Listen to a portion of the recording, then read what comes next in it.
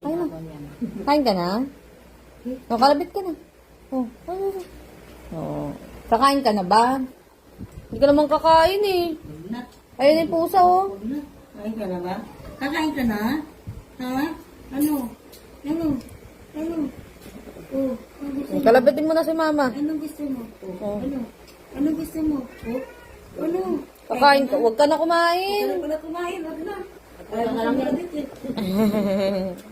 Ang bait naman talaga. Naghihintay oh. Ang bait ng aso namin ah. Kakain ka na ba? Hindi naman kakain yun eh. Kanina ka na pala.